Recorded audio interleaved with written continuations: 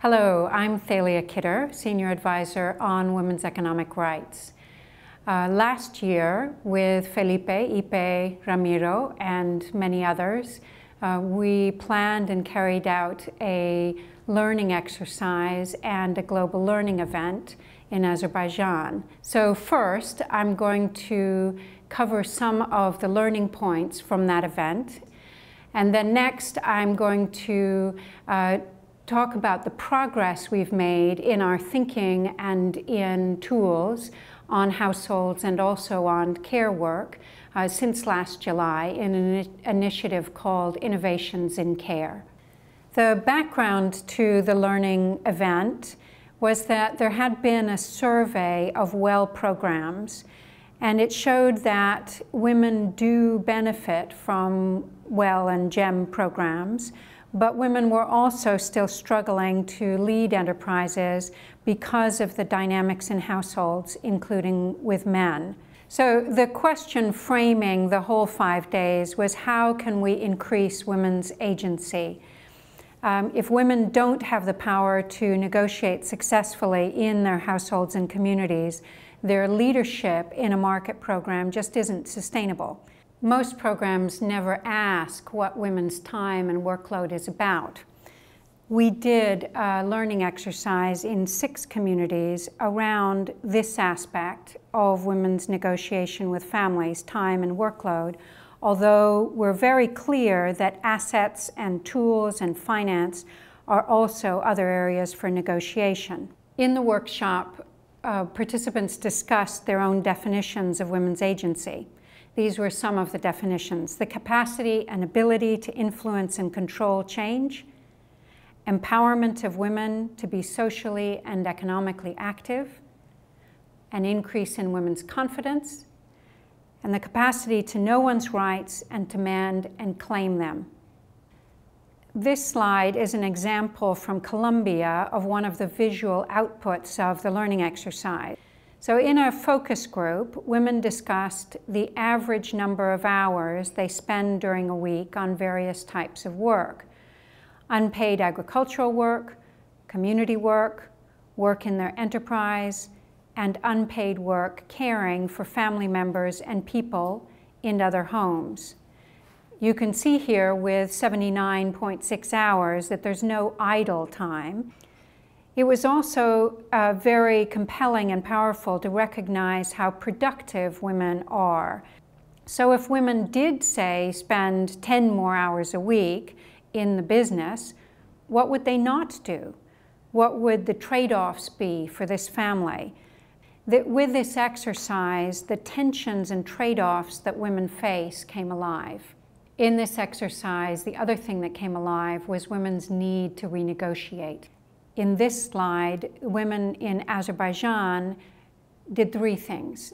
They showed what areas of work they most wanted to renegotiate, and then, being realistic, what they thought was most achievable and what would be least negotiable.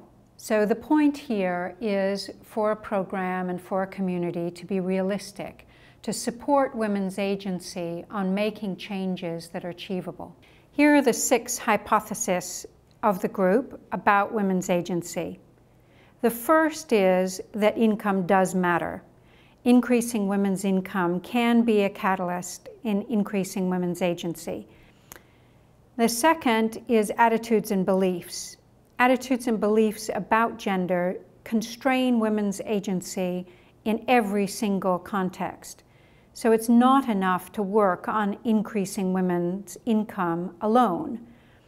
And recently, the project in Africa called Researching Women's Collective Action also found this, that women in collective action in Ethiopia and Mali and Tanzania did have significant increases in their income, but the increases in their decision-making power were very inconsistent. So having income did not necessarily mean that women were being able to challenge the attitudes and beliefs and have decision-making power in households. Third, care work. Care work constrains the time that women have to invest in an economic enterprise. Fourth, institutions and women's agency. Fifth, gender-based violence. The prevalence of gender-based violence in any particular context needs to be evaluated at the beginning of a project and then monitored. And last, the women's movement and women's agency. Our projects can be complementing a women's movement in country that will be working to enact and press for better implementation of policies and laws and practices that challenge or demystify patriarchal norms. So our projects can work with the women's movements in each country. There was much other learning in Azerbaijan.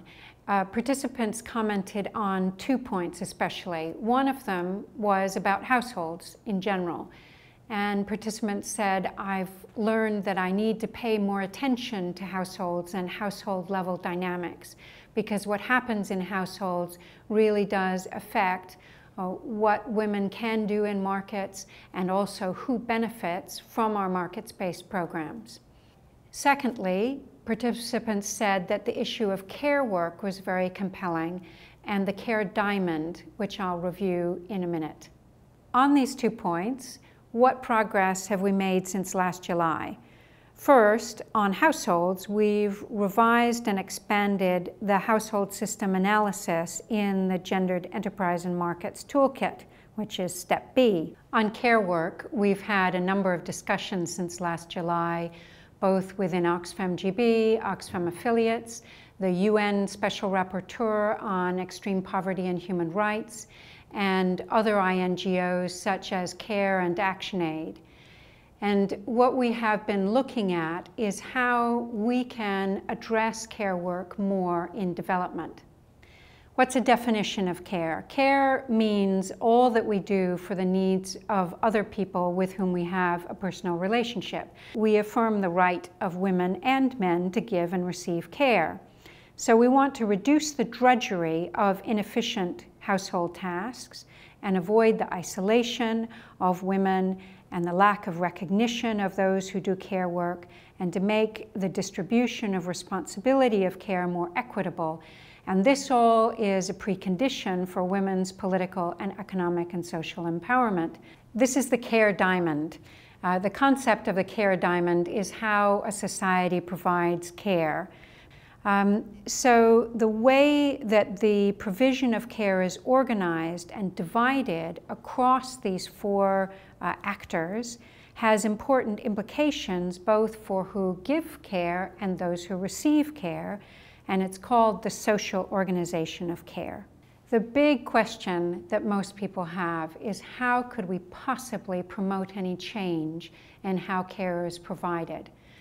Precisely because in most societies, the division of labor by gender in households on providing care has been one of the most difficult things to change over time, wherever you are.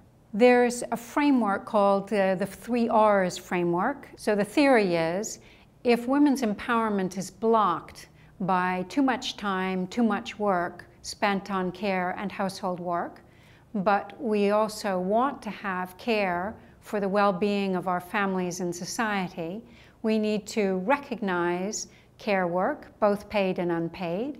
We want to reduce the inefficient and isolating and burdensome tasks of care in many communities. And we also want to redistribute care from women to men and from households and families to the state and to private employers and the market. How can we do this? How can we do this in Oxfam's program? The proposal has been that we are going to have a care analysis tool that's simple and easy to use for many different kinds of programs. Here it is. This tool is in progress. We're calling it for now a rapid care analysis tool. And what we have understood that its purpose is that we want to understand in each context the patterns of providing care and the housework for both men and women, and come up with inspiring and practical proposals to make some changes. We also want to make sure that this rapid care analysis tool can be used with many types of programs: rural, agricultural, urban, women's political participation, essential services, as well as business and markets. And another principle we've come up with is that this is very much about women's empowerment, yes, but we think that there will be more understanding and commitment and ownership to a process of analyzing care in communities if care is understood as a public good. We're conceiving of the rapid care analysis tool as having 4 steps. The first conversation would be about well-being and care to build the group's understanding and commitment to this issue. We've thought about having 2 questions at the beginning. Who do you care for and who cares for you? And looking at a few predetermined areas of care work that we think are fairly universal.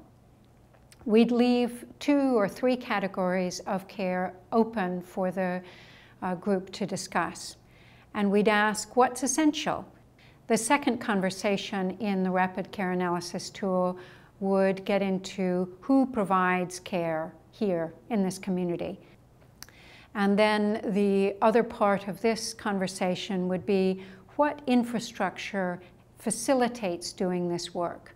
So what do you need in terms of fuel or electricity or water piping? The third conversation in the care analysis tool would be about trying to come to agreement about what's problematic about the way that care is provided in this community. We've entitled this so far as too much or too little.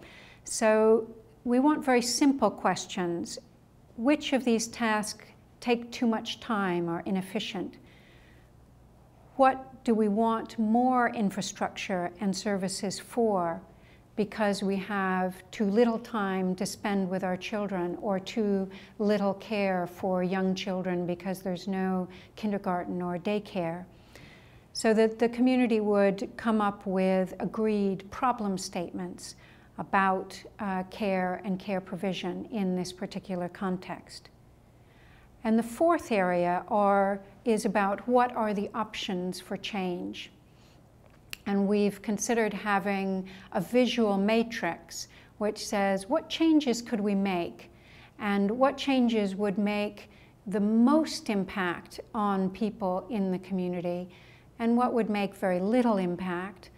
But then also on the other axis, what would require an enormous amount of effort or time to make that change, and what would be relatively simple. One example of the UNDP program in Burkina Faso that set up, I think, solar-powered community energy platforms, electricity for grain grinding mills and water pumping, which ended up having women have between 2 and 6 hours more each day in their particular family. And over time, they found that women had more income because they could be involved in more income-generating activities, that more girls were in school, and women were more involved in community decision-making and politics. So this is the idea we're developing for a rapid care analysis tool. Again, the objective is to have many different programs understand more about this relatively invisible dimension of family life, of women's lives, care work, and to take small practical steps for change as part of a larger program with other objectives.